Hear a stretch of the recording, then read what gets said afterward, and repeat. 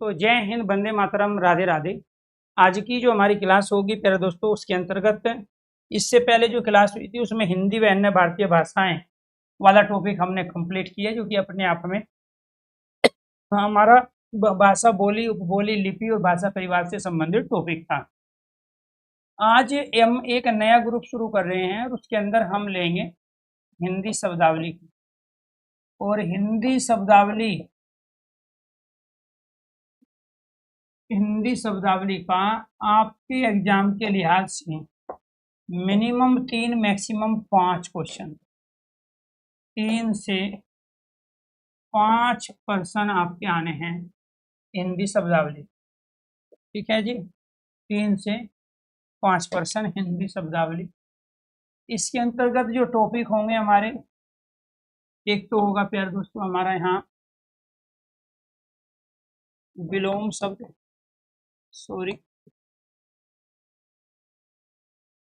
पहला टॉपिक है पर्यायवाची, दूसरा टॉपिक है विलोम शब्द, तीसरा टॉपिक है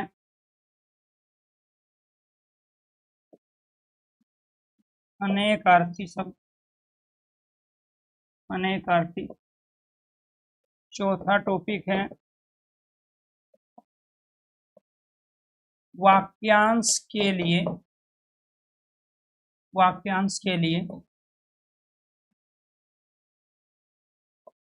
एक शब्द। पांचवा टॉपिक है श्रुति सम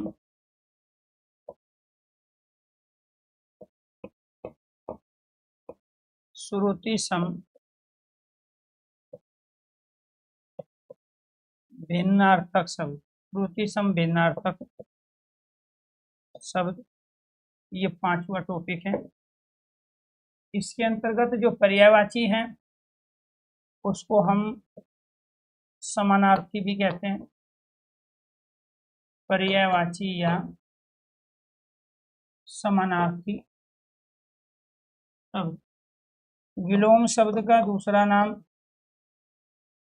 विरुद्धार्थक होता है, विरुद्धार्थक शब्द या विपरीतार्थी। अनेकार्थी एक शब्द के भिन्न भिन्न अर्थ या अलग अर्थ, एक शब्द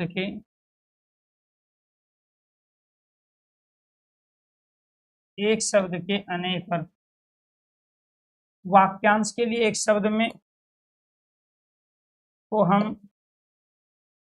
अनेक शब्दों के लिए एक शब्द कहते हैं।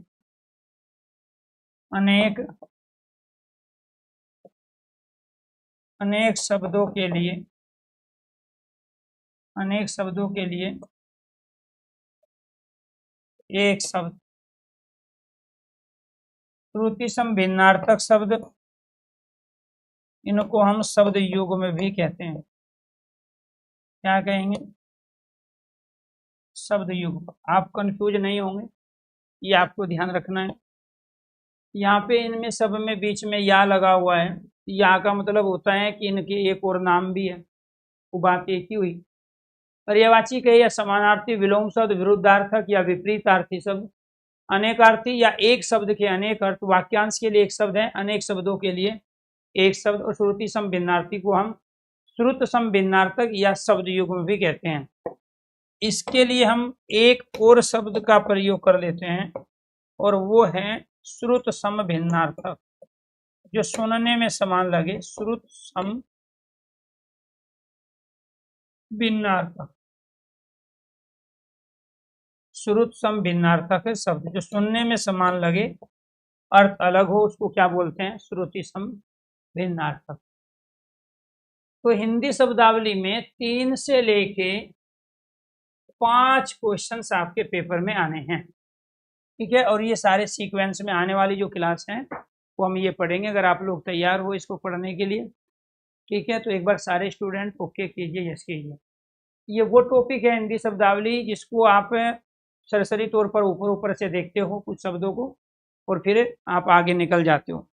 तो किताबों में या नोट्स में दिए गए 50, 100, 150, 200 शब्दों को करके आप यहाँ टॉपिक कंप्लीट नहीं कर सकते दोस्तों, आपको उसके बैकग्राउंड में जाना पड़ेगा और इन सबको एक साथ पढ़ना पड़ेगा।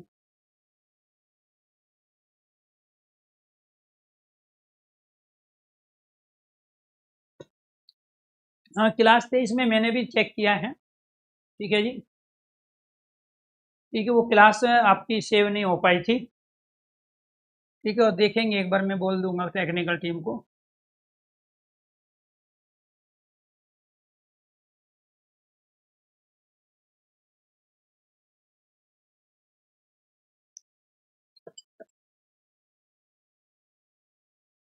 जी ज्योति जी, मैंने आपका कमेंट देख लिया है।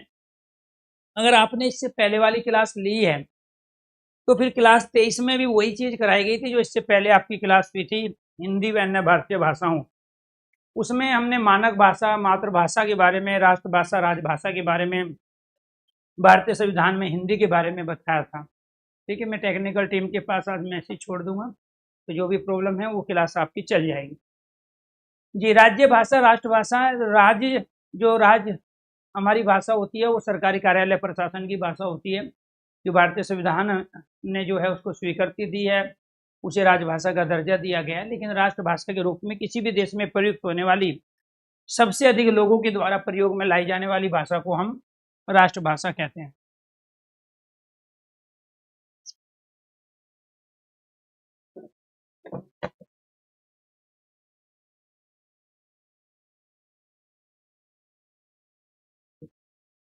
तो ये आपको ध्यान रखना है, राष्ट्रभाषा क्या है, किसी भी देश में प्रयुक्त होने वाली, सबसे अधिक लोगों के द्वारा बोली जाने वाली भाषा राष्ट्रभाषा है। अब हिंदी को राष्ट्रभाषा हम कह सकते हैं क्योंकि भारत के अंतर्गत सबसे ज्यादा हिंदी को बोलने वाले लोगों की संख्या है, लेकिन राष्ट्रभाषा के बारे में भारतीय संविधान कोई चर्चा करता ही नहीं। अगर आपसे कोई पूछने लगे कि आपकी राजभाषा क्या है, तो आपका सीधा सीधा आंसर है कि हिंदी है, क्योंकि भारतीय संविधान के द्वारा उसको दर्जा, वो मान्यता मिली है। दोबारा अगर आपसे पूछे राष्ट्रभाषा क्या है, तो आप जब हिंदी का नाम लोगे तो साउथ इंडियन वाले विरोध करेंगे, क्योंकि साउथ इंडिया भी इस भारत के ही नागरिक है और उन्होंने इस बात पे ऑब्जेक्शन भी किया था कि किसी एक भाषा को राष्ट्रभाषा नहीं बनाया जा सकता। फिर उसका एक रास्ता ये निकाला गया कि जिस देश में सबसे ज़्यादा लोग जिस भाषा को प्रयोग करेंगे वो उस देश की राष्ट्रभाषा होगी। उस आधार पर हम कह सकते हैं कि हिंदी हमारी राष्ट्रभाषा है। तो पर्यायवाची शब्द, विलोम शब्द, अनेकार्थी, इन सबको लेके फिर दोस्तों हमें आगे बढ़ना है। तो आने वाली क्लास आपकी ये रहेगी जी, और इसको थोड़ा सा सीरियसली, बहुत अच्छे तरीके से आपको सीखना है। सबसे पहले अनेकार्थी शब्द को पढ़ेंगे, उससे पर्यायवाची में भी फायदा होगा आपको। अनेकार्थी शब्दों का फायदा ये है कि जब हम किसी एक शब्द को अनेक संदर्भों में, अनेक भावों में हम प्रयोग में लाएंगे तो उससे बहुत सारे शब्दों के बारे में हमें पता चल जाता है कि उसका मीनिंग क्या है। सबसे बड़ा गेम क्या है, शब्दों के मीनिंग का है। सबसे बड़ा गेम क्या है, शब्दों के मीनिंग का।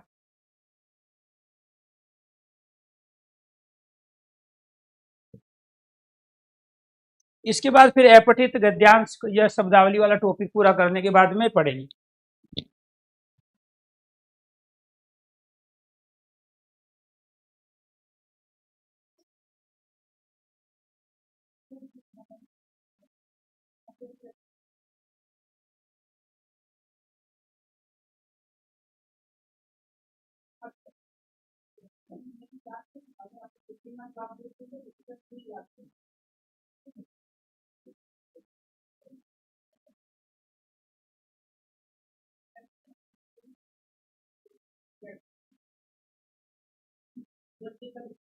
मैडम की ये दो पे तो मेरी क्लास है थोड़ा सा अपडेट।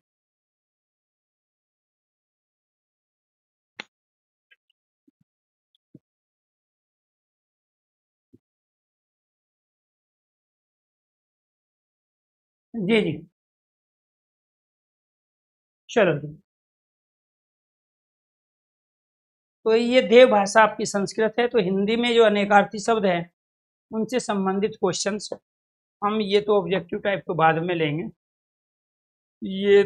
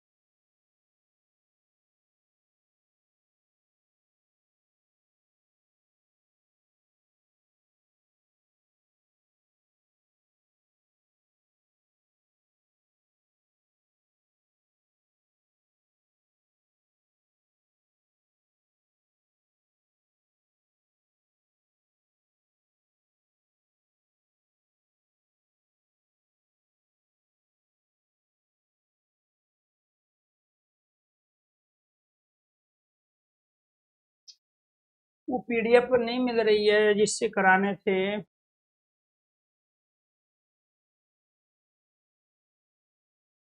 शब्दावली, ये और देख लेता हूँ।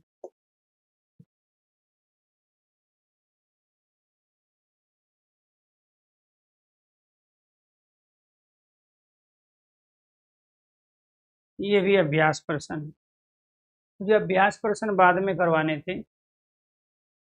ठीक है जी।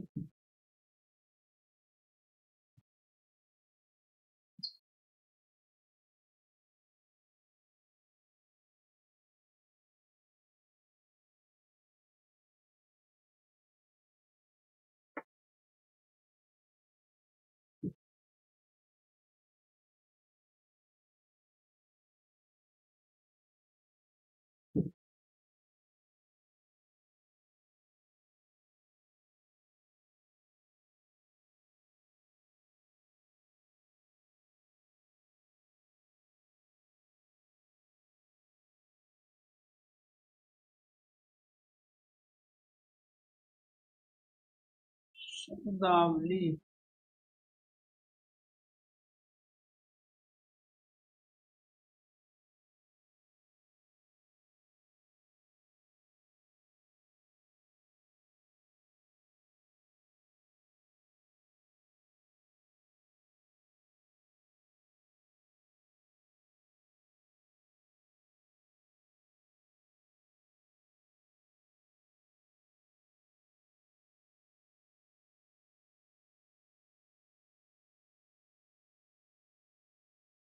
हाँ यहाँ पे आ जाओ।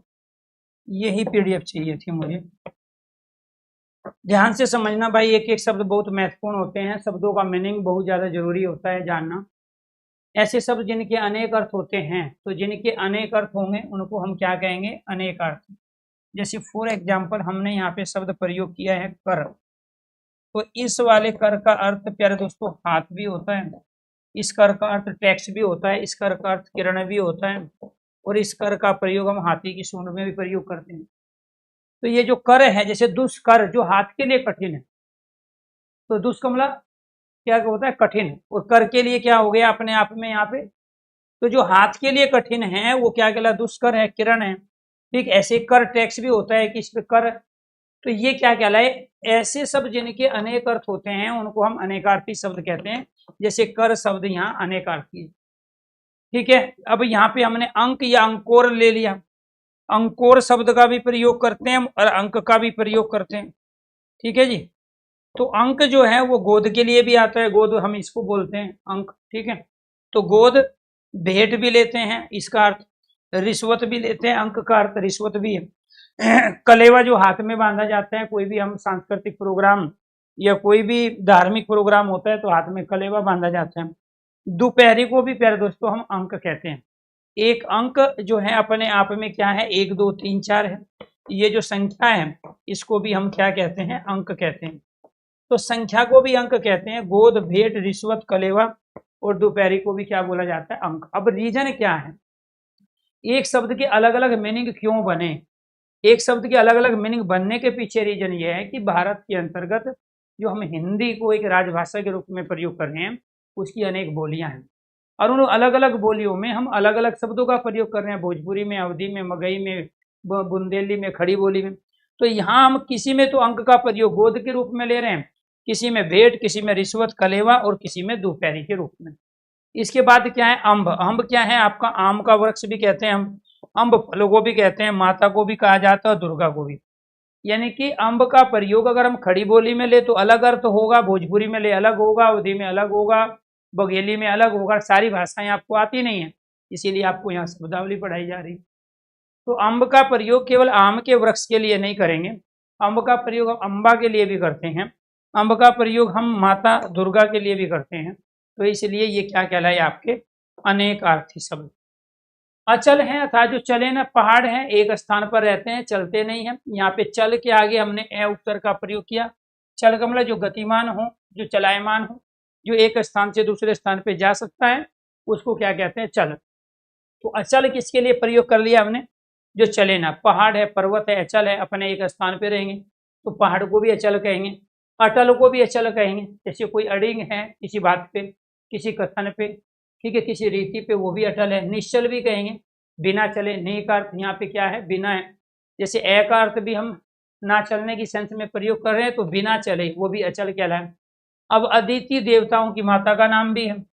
अदिति क्या है? देवताओं, मतलब किसी लड़की का नाम अदिति है तो स्वाभाविक बात है वो किस किस लिए हम प्रयोग करते हैं, वो पूछते हैं ना अदिति का क्या मीनिंग होता है, आपके नाम का मीनिंग क्या है? तो अदिति देवताओं की माता भी, अदिति पृथ्वी को भी कहते हैं, अदिति प्रकृति को भी कहते हैं। अदिति का मतलब होता है कि जो बिना मांगे दे, अर्थात जहां पर जिसके लिए देने के लिए बहुत कुछ होता है, ठीक है, जो बिना मांगे दे उसको क्या कहते हैं? हम अदिति कहते हैं। ठीक है, इसीलिए आदित्य कहा जाता है देवताओं को, क्योंकि वो भी बिना मांगे देते हैं। तो ये आपको ध्यान रखना है। ठीक है, तो देवताओं की माता पृथ्वी और प्रकृति क्या है? आपकी अदिति। अर्क क्या है? हम सूर्य को भी कहते हैं, इसीलिए यमुना नदी का एक नाम क्या पड़ गया? अर्क जा। तो जा का अर्थ होता है जन्म लेने वाली, अर्क सूर्य हो गया, और जा जन्म लेने वाली, जिसका जन्म सूर्य से हुआ है वो यमुना नदी, जिसका प्राचीन नाम कालिंदी भी है। तो अर्क किसे कह रहे थे हम? सूर्य को कह रहे हैं। तो एक तो इसीलिए अर्कजा जो शब्द बना है यमुना नदी के लिए जो प्रयोग हुआ, वो किस लिए हुआ? क्योंकि अर्क का प्रयोग हम सूर्य के लिए कर रहे थे। तो अर्क किसको कहते हैं? आंख एक पौधे का नाम होता है, आंख का पौधा है जिसमें से दूध निकलता है, व्हाइट व्हाइट, ठीक है, लिक्विड निकलता है। इंद्र भी बोलते हैं इसको, क्या बोलते हैं? इंद्र को। ठीक है, तांबा भी कहा जाता है अर्क को, विष्णु भी कहते हैं अर्क को, और इसके साथ आंसू भी। आंस मतलब घोल, कोई भी गाढ़ा जो कोविड के दौरान आप अलग अलग जो घोल बना के पी रहे थे, उसको हम आंसू या अर्क भी कहते हैं। किसी पत्ते या वनस्पतियों को निचोड़ने के बाद जो रस निकलता है उसको भी अर्क कहा जाता है, और वही यहाँ क्या कहलाता है? आंसू कहलाता है। क्या कहेगा? आंसू का मतलब क्या है? घोल, वनस्पतियों का घोल। ठीक है जी। जैसे कई बार क्यों होती है ना, गेहूं के ऊपर की जो हमारे तने वाली चीज होती है उसको पीट के निचोड़ के उसमें से रस निकालते हैं। अरुण लोचन, अरुण का अर्थ लाल होता है, लोचन का मतलब नेत्र है। तो अरुण का अर्थ क्या है? लाल, और लोचन का अर्थ क्या है? नेत्र। तो लाल नेत्र हो गया जी एक तो अरुण का। इसके बाद कबूतर के नेत्र लाल होते हैं, इसलिए उसको भी अरुण लोचन कहा गया। कोकिल जो कोयल है उसके भी लाल नेत्र होते हैं, उसको भी क्या कहा गया? ठीक है, अरुण लोचन कहा गया। तो कोयल के नेत्र लाल है, कबूतर के नेत्र लाल है, जिसके लाल नेत्र होंगे, मान के चलो कोई इन्फेक्शन हुआ है उसकी वजह से, नींद पूरी नहीं है उसकी वजह से, तो ये सब क्या है? अरुण लोचन कहलाते हैं। आप सबको पढ़ाई पे फोकस करना है, जो चीज समझा रहे हैं, ठीक है। ये आपको ध्यान रखना, एक ही कमेंट को ज्यादा बार करने से जो है कोई फायदा है नहीं, उससे उल्टी आईडी ब्लॉक और हो जाती है। ठीक है, तो आपको फिर एक ऐसा दवाई का छिड़काव कर देंगे, ठीक है, फिर 15 दिन का आप रेस्ट करोगे। तो इसलिए रिक्वेस्ट है, जो चीज चल रही है उस पर थोड़ा फोकस करें। अर्णव किसको कह रहे हैं? हम समुद्र को कहते हैं। अर्णव किसको कहते हैं? समुद्र को। ठीक है, अर्णव किसको कहते हैं? सूर्य को। और किसको कहा जाता है? इंद्र को। अब किसी लड़के का नाम अर्णव है, अब उस लड़की के नाम का मीनिंग क्या हो गया? समुद्र है, सूर्य है, इंद्र है। अब ये पर्यायवाची में भी पूछा जाएगा, तो एक इंद्र का पर्यायवाची अर्णव हुआ, सूर्य का पर्यायवाची अर्णव हुआ, और समुद्र का पर्यायवाची अर्णव हुआ।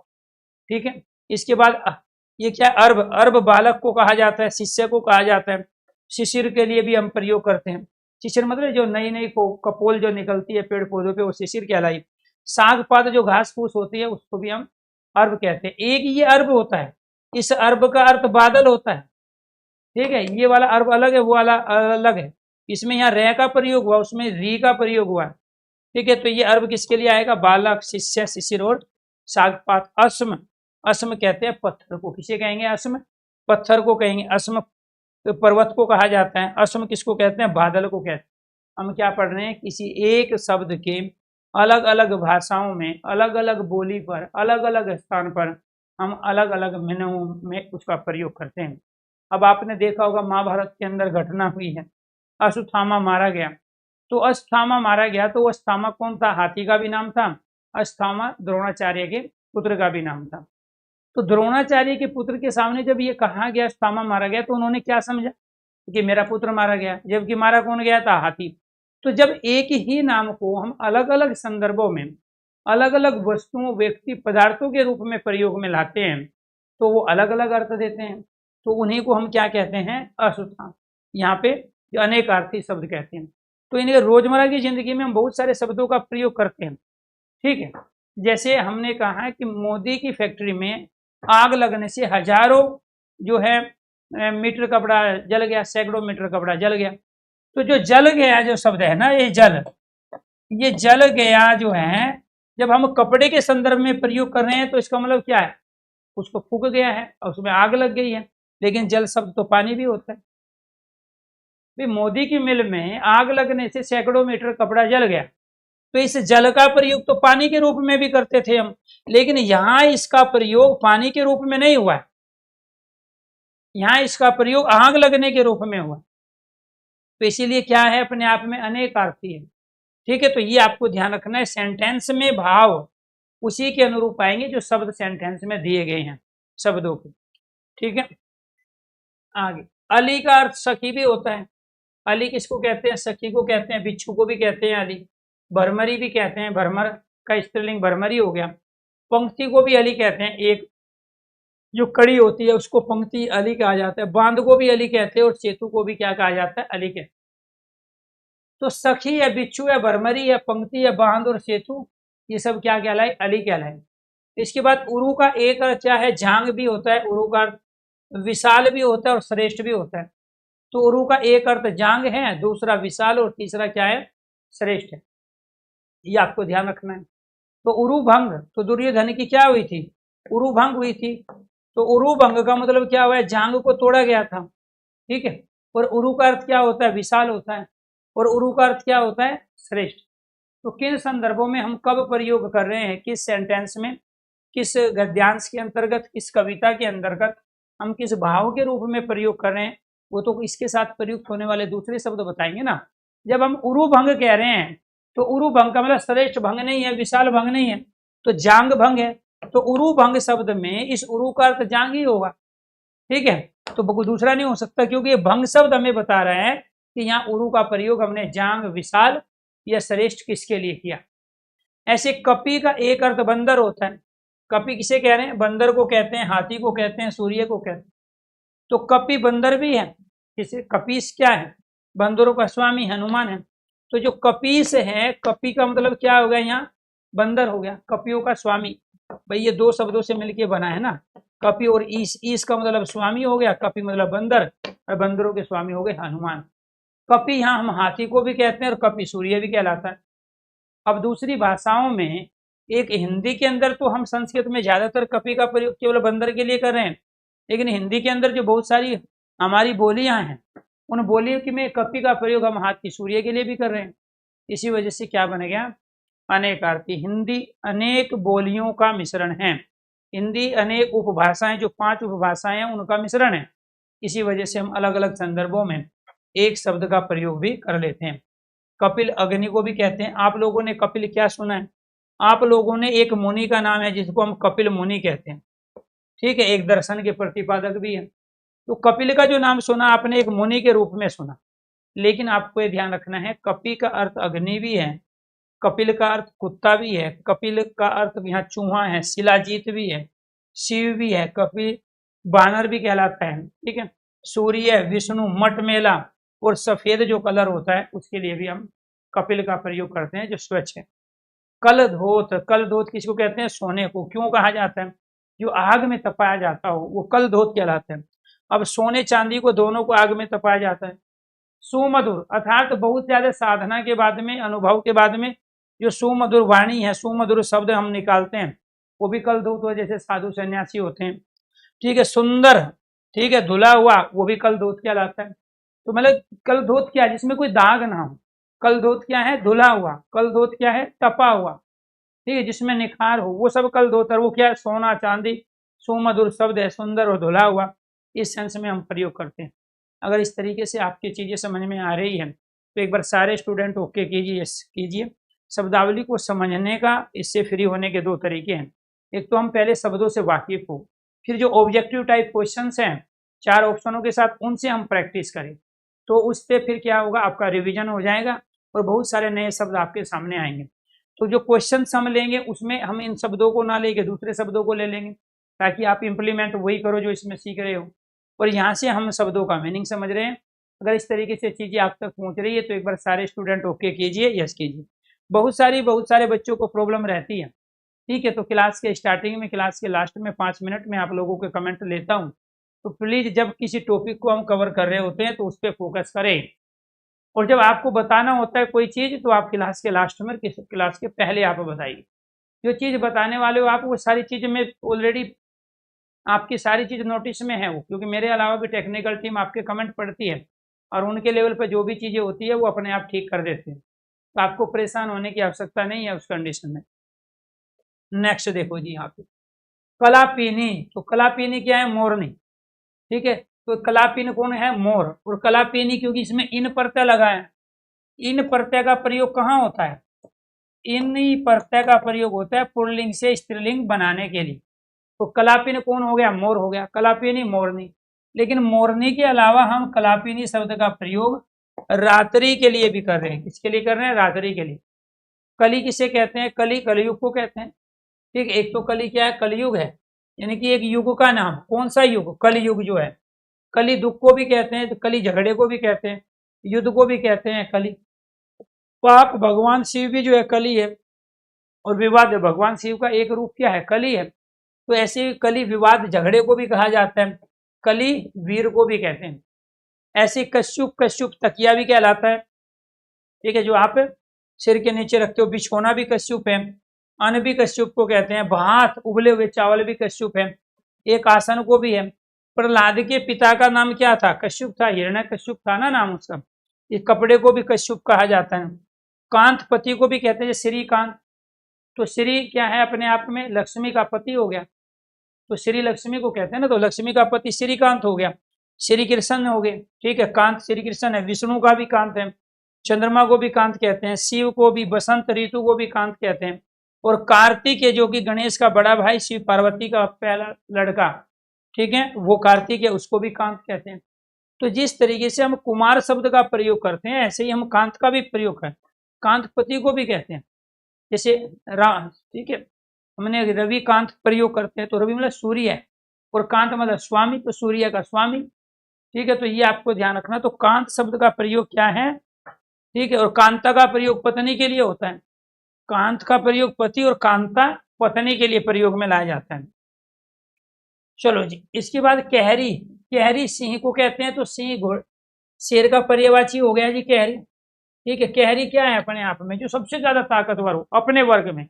अब पशुओं में सबसे ज्यादा ताकतवर कौन है? सिंह, शेर, इसलिए उसको कैरी कहा गया। घोड़े को भी कहा जाता है कैरी, इसको कहा जाता है घोड़े को।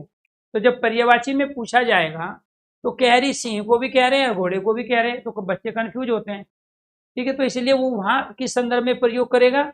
इस शब्द का प्रयोग सबसे ज्यादा किसके लिए होता है? सिंह, शेर के लिए। जब अनेकार्थी पूछेगा तो आपको सिंह और घोड़ा दोनों मानना है। ठीक है जी। इसके बाद कोश, तो ये शब्द संग्रह भी है, जैसे शब्द कोश है, हालांकि उसमें हम कोश का प्रयोग इसलिए करते हैं, शब्दों का संग्रह जो होगा वो ये कोश, ये इस वाले कोश का प्रयोग हम संग्रह और दूरी के लिए करते हैं। संग्रह और दूरी, ठीक है, कहते चार कोश, चार कोश मतलब दूरी। इस वाले कोश का अर्थ हम खजाने के लिए करते हैं। इस ये वाला कोश क्या है? खजाना। जैसे कोषाध्यक्ष, तो कोषाध्यक्ष कौन है? खजाने का अध्यक्ष है। ठीक है, तो कोषाध्यक्ष जो शब्द का प्रयोग कर रहे हैं, इस कोषाध्यक्ष में हम मूर्धन्य से का प्रयोग करते हैं, इस वाले से। और ये वाला जो से है इसको हम तालव्य से कहते हैं। तो इसका प्रयोग संग्रह के लिए होता है और दूरी के लिए होता है। ठीक है, तो यहाँ पर चूंकि उसने ये दिया है तो अनेकार्थी शब्द के रूप में तो प्रयोग करना पड़ेगा हमें। तो कोषाध्यक्ष में जो कोष है, इस कोष का अर्थ है खजाना। जो खजाने का अध्यक्ष है वो कोषाध्यक्ष कहलाया।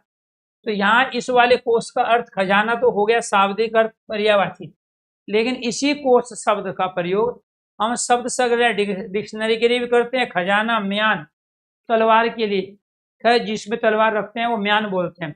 डिब्बा भी कहलाता है कोष।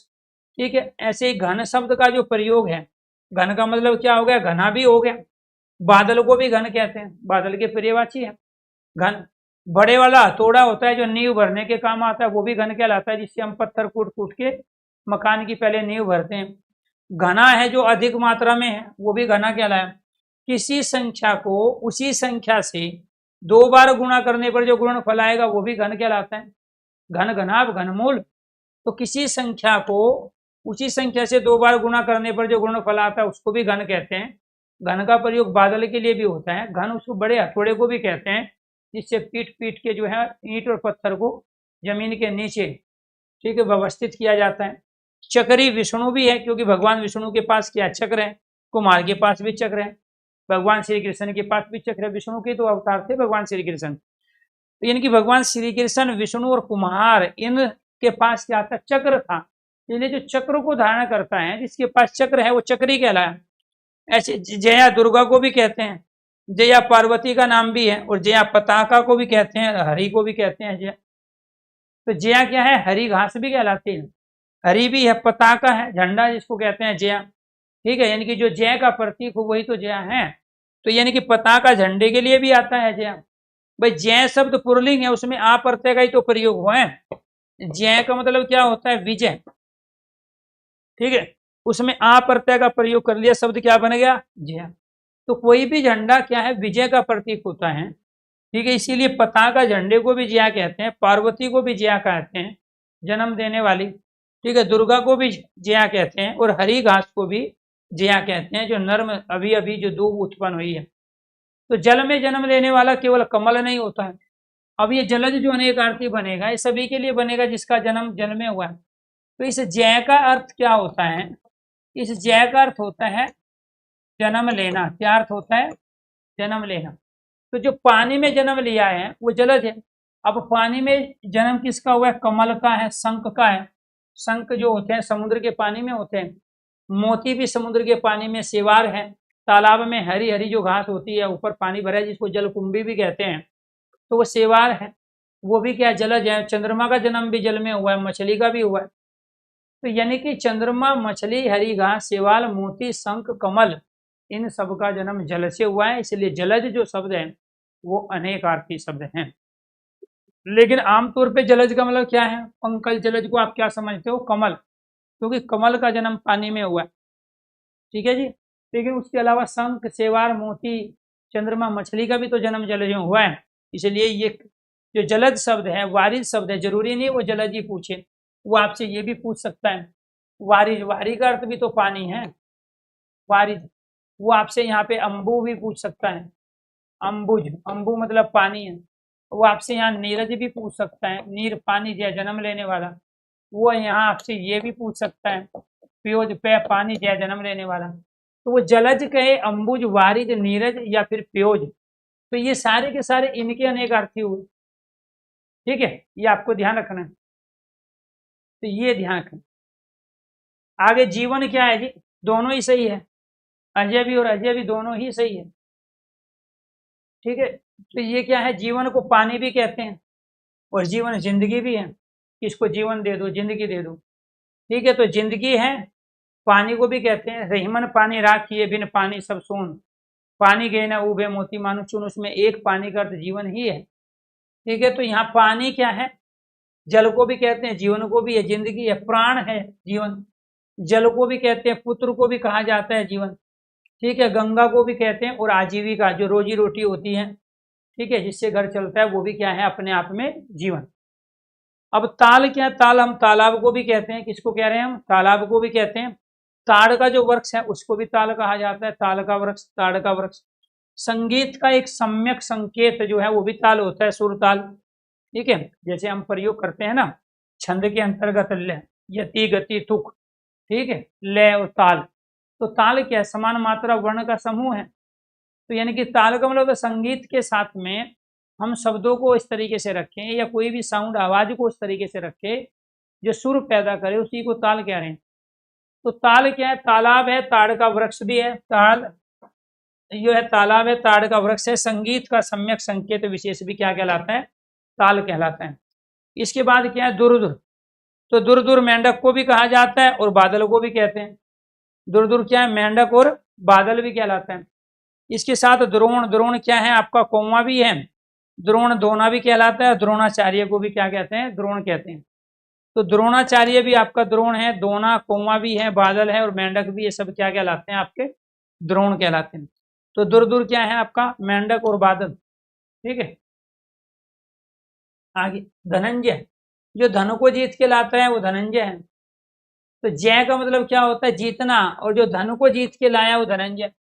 अब जब पांडव जंगल में वन में रह रहे थे वनवास के दौरान, तो उस समय अपनी आजीविका को चलाने के लिए जो छोटे राजा होते थे उनकी तरफ से अर्जुन युद्ध करता था। और जब युद्ध जीत लेता था तो जो छोटे राजा थे, छोटे छोटे जो कस्बे थे, उनके जो मुखिया थे, राजा थे, उनको धन देते थे अर्जुन को। क्यों? क्योंकि बड़े राजा आक्रमण करते थे, पहले सीमा के ऊपर झगड़ा होता था, सीमा का विस्तार, जैसे चाइना की आदत है, वो सीमा का विस्तार चाहता है, कभी ताइवान में, कभी भारत में, कभी दूसरे देशों के अंतर्गत। ऐसे जो बड़े राजा होते थे वो अपनी सीमा को बढ़ाते थे, क्योंकि जिसकी सीमा ज्यादा बड़ी होगी उतना ही मजबूत राजा माना जाता था, उसका साम्राज्य ज्यादा बड़ा माना जाता था। तो बड़े राजा छोटे राजाओं पर जो है अधिकार स्थापित करने के लिए उनके गांवों को, उनकी जगह को अपने राज्य में मिलाने के लिए आक्रमण किया करते थे। और अर्जुन अपने आप में बड़ा धनुधारी था उस समय। तो अर्जुन जो छोटे राजाओं की रक्षा करता था, उनके एरिया की रक्षा करता था, जिसकी खुशी में जो युद्ध जीतने के बाद में वे राजाएं अर्जुन को धन देते थे। तो युद्ध में जो धन को जीत के लेके आया उसको कहा गया धनंजय। तो धनंजय किस किस को कहा गया जी? अर्जुन के अलावा अग्नि को, चित्रक को, ठीक है, वृक्ष को, ठीक है, और विष्णु को, ये सब धनंजय है। नंदनी क्या है? गंगा भी है। नंदनी किसको कह रहे हैं? गंगा को कह रहे हैं, उमा को कह रहे हैं, पार्वती का नाम है नंदनी, ठीक है। तो पुत्री को भी नंदनी कहा जाता है, ननंद को भी कहते हैं नंदनी, ठीक है। कामधेनु की जो बच्ची है उसका नाम भी नंदनी था। तो जब हम नजर दौड़ाते हैं अपने दैनिक जीवन में, तो बहुत सारे सीरियल, फिल्म देखी, न्यूज़पेपर पढ़े, किताबें पढ़ी, रोजमर्रा की जिंदगी में हम बहुत सारे शब्दों को व्यवहार में लाते हैं। तो हमने इस नंदनी का प्रयोग तो कुछ जगह हमने गंगा के रूप में होता देखा, कुछ उमा पार्वती के रूप में, कुछ पुत्री ननंद के रूप में, कामधेनु की बछिया का नाम भी नंदनी। भाई जैसे आपका नाम है तो सेम नाम के बहुत सारे व्यक्ति होते हैं, ठीक है। या वो मान के चलो जो आपका नाम है उसने उसी नाम से कोई कंपनी खोल दी है या कोई दुकान का नाम रख दिया है, तो आपको होगा ना कि ये तो मेरा भी नाम है और दुकान का भी नाम है। बहुत सारे मेडिकल स्टोर होते हैं, लोग अपने नाम पे रखते हैं, तो वो सब क्या बन जाते हैं? अनेकार्थी।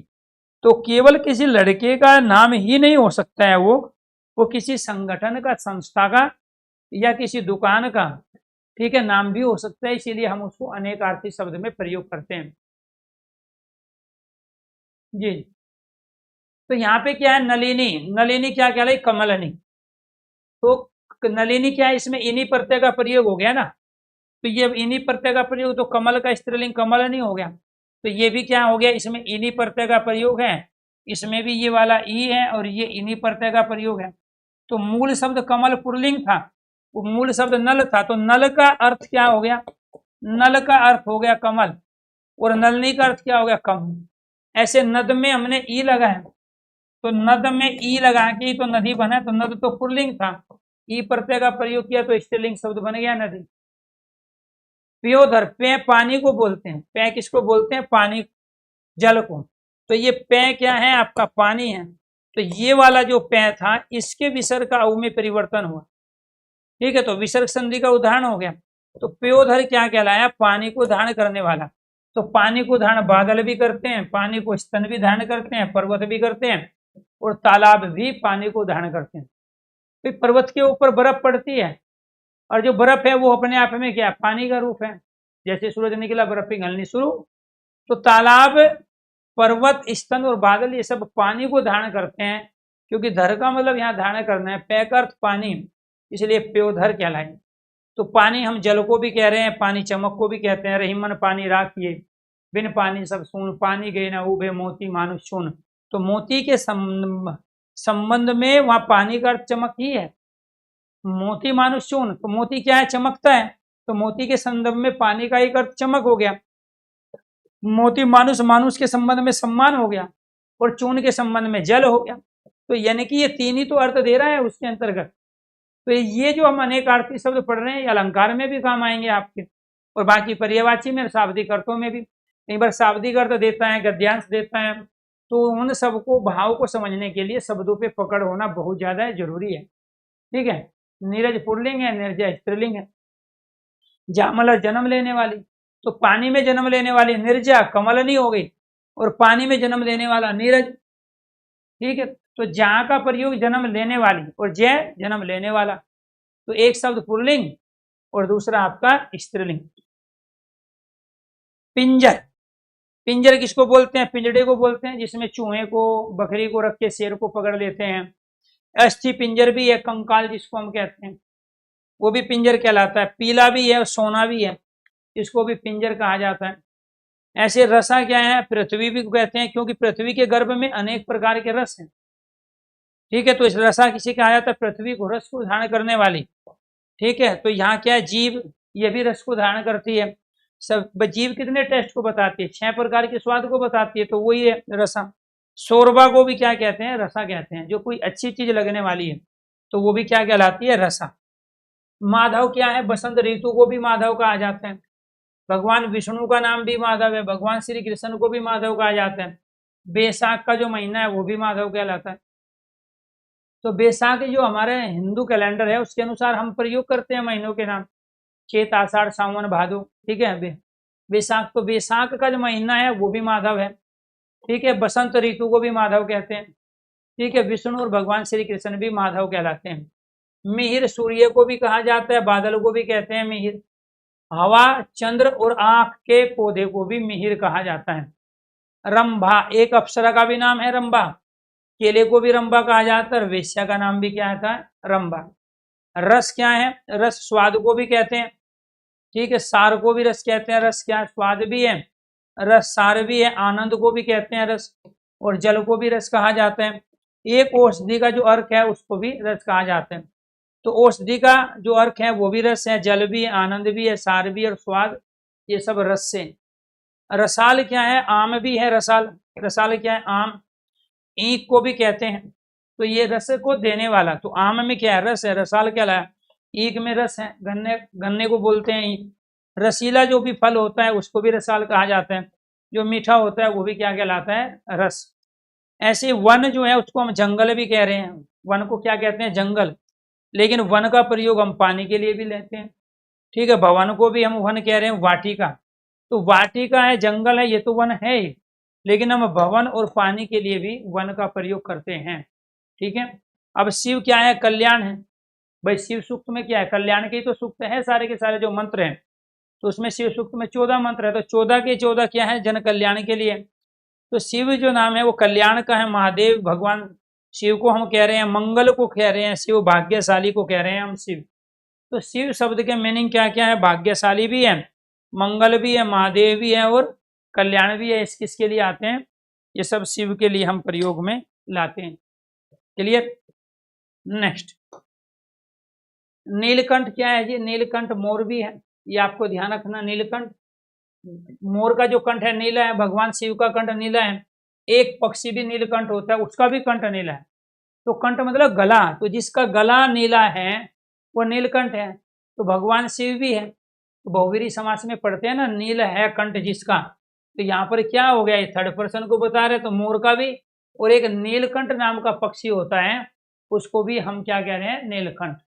इसके बाद परिकर, तो परिकर किसको कहते हैं? कमरबंद को कहते हैं। परि मतलब चारों ओर, और कर मतलब कमर। तो जो कमर के चारों ओर बंधा हुआ है वो क्या कहलाया? कमरबंद, परिकर। परिकर परिवार को भी कहा जाता है। परिकर समूह को, नौकर जो चाकर होते हैं उनको भी हम परिकर कहते हैं। परिकर संस्कृत में नौकर चाकर अर्थात सेवक के लिए प्रयोग करते हैं। फल करते आपको फल मिल गया, मेवा खा लिया आपने, कहते हैं ना आपने कोई गलत काम किया तो कई बार कमेंट करते हैं, ले लिया फल, मिल गया फल, मेवा मिल गया। तो यानी कि जो बुरा नतीजा जो होता है किसी चीज का, तो उसके लिए कई बार फल का प्रयोग हम कमेंट के रूप में कर लेते हैं। फल हम मेवे को भी कहते हैं। परिणाम, किसी भी कार्य को किया उसका जो परिणाम निकला वो फल है। फल लाभ को भी कहते हैं। और शस्त्र का जो अग्रभाग होता है, पैना भाग, जो शस्त्र होता है उसका जो आगे वाला भाग होता है उसको भी हम क्या कहते हैं? फल कहते हैं। तो प्यारे दोस्तों, आज तक जो है हमने अनेकार्थी शब्दों का प्रयोग अलग अलग संदर्भ में, अलग अलग स्थान पर, अलग अलग भाषा और बोली में हमने अलग अलग वस्तु, पदार्थ, व्यक्तियों के रूप में किया है। इससे बाद की जो चीज़ है वो कराएंगे हम कल वाली क्लास में। तो सभी से मेरी रिक्वेस्ट है, गुजारिश है, जो भी आपके टॉपिक है या उससे संबंधित जो भी डाउट है आप उन डाउट को अब ले सकते हैं। अब मैं 5 मिनट सारे बच्चों के कमेंट लूंगा, जिसकी वजह से आप बीच में पढ़ते हुए आप बार बार कमेंट करते रहते हो। जी सर, हाँ, टॉपिक वाली बुक मेरी आ जाएगी जल्दी, अभी लेके आए हैं, उसको एक बार मैं वेरीफाई कर लेता हूँ वो कंप्लीट है जी प्रशांत जी। ठीक है, तो उसको वेरीफाई करके उसको पब्लिश करवा रहे हैं, तो अगले सप्ताह तक उम्मीद है कि उसको लॉन्च कर देंगे।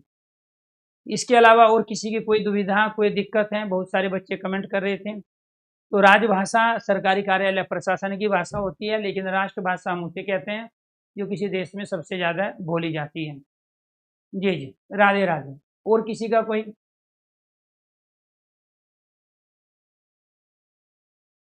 जी, हाँ, भारतीय आर्य भाषा भी आपको करना है, ठीक है। बिल्कुल बिल्कुल, 3 भारतीय आर्य भाषाएं होती है। एक प्राचीन भारतीय आर्य भाषा होती है, ठीक है, जिसका समय 1500 ईसा पूर्व से लेके 1000 ईस्वी होता है। उसके अंदर हमारी वैदिक संस्कृत, लौकिक संस्कृत आती है। दूसरी मध्यकालीन भारतीय भाषा होती है, जिसका समय 1000 ईस्वी से 1500 500 ईस्वी होता है। उसके अंतर्गत हमारे पाली, प्राकृत और अपभ्रंश आती है। एक होती है आधुनिक आर्य भाषा। ये क्वेश्चन अच्छा पूछा है किसी बच्चे ने। तो जो भारतीय आर्य भाषा है वो 3 प्रकार की है, मैं लिखवा देता हूँ। ये टॉपिक अपने आप में इससे पहले वाला टॉपिक से जुड़ा हुआ है, जो हिंदी व अन्य भारतीय भाषा होती है। तो भारतीय भारतीय आर्य भाषा, तो भारतीय आर्य भाषा कितनी है? 3 है जी। इनमें से एक भारतीय आर्य भाषा है हमारी प्राचीन भारतीय, प्राचीन भारतीय, प्राचीन भारतीय आर्य भाषा। तो इस प्राचीन भारतीय आर्य भाषा में हमारी वैदिक संस्कृत और लौकिक संस्कृत, वैदिक संस्कृत और दूसरी लौकिक संस्कृत। तो वैदिक संस्कृत कौन सी है जी? जिसमें वेद लिखे गए, ब्राह्मण ग्रंथ, आरण्य ग्रंथ, उपनिषद लिखे गए। लौकिक संस्कृत जिसमें रामायण महाभारत लिखे गए। अब इसका जो समय है, इसका समय है हमारा, ये 2 ही क्वेश्चन पूछेगा कि इसके अंदर कौन सी भाषा आएगी और समय क्या है। समय है 1500 ईसा पूर्व, ये मैक्स मूलर भी मानते हैं। 1500 ईसा पूर्व से 1500 ईसा पूर्व से हमारी 1000 1500 ईसा पूर्व से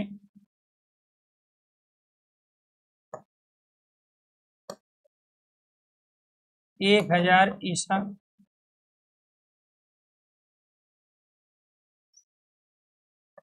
1500 से 500 ईसा पूर्व तक जो समय था वो प्राचीन भारतीय आर्य भाषा का। इसके बाद दूसरी जो भाषा है वो है मध्यकालीन भारतीय आर्य भाषा। मध्यकालीन भारतीय आर्य भाषा, इसके अंतर्गत पाली, प्राकृत, अपभ्रंश, पाली, प्राकृत और अपभ्रंश भाषा आती है। पाली, प्राकृत, अपभ्रंश भाषा, 3 भाषा। अवहट भी आती है, पाली, प्राकृत, अपभ्रंश और अवहट भाषा। इसका समय क्या था जी? इसका समय था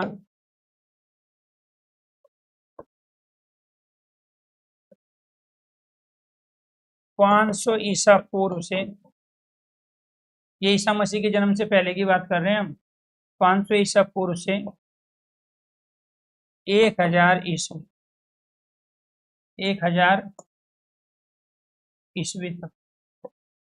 एक तीसरी भाषा थी जी, आधुनिक भारतीय आर्य भाषा। क्या है? आधुनिक भारतीय आर्य भाषा। तो आधुनिक भारतीय आर्य भाषा जो है इसका जो समय है इसमें हमारी आती है प्राचीन हिंदी, प्राचीन हिंदी जो अरबी फारसी मिश्रित हिंदी है, प्राचीन हिंदी, और आधुनिक हिंदी। आधुनिक हिंदी क्या कहलाती है? संस्कृतनिष्ठ हिंदी जो हम फिलहाल प्रयोग कर रहे हैं। इसका जो समय है, इसका समय है 1000 ईस्वी से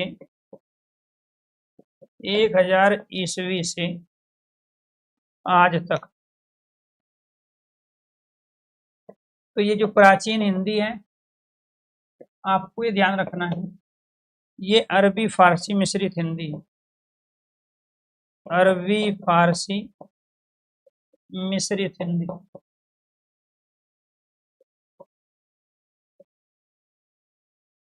ये जो आधुनिक हिंदी है ये संस्कृतनिष्ठ हिंदी है। ये क्या है जी? संस्कृतनिष्ठ हिंदी। ये 2 क्वेश्चन इसमें से पूछे जाते हैं, ये आपको ध्यान रखना है। तो यहाँ पे भारतीय आर्य भाषा 3 है, एक प्राचीन भारतीय आर्य भाषा, मध्यकालीन भारतीय आर्य भाषा, आधुनिक भारतीय आर्य भाषा। इसमें एक तो भाषा पूछी जाती है वैदिक संस्कृत, लौकिक संस्कृत, प्राचीन भारतीय आर्य भाषा में आता है, जिसका समय 1500 ईसा पूर्व से लेके 500 ईसा पूर्व तक रहा।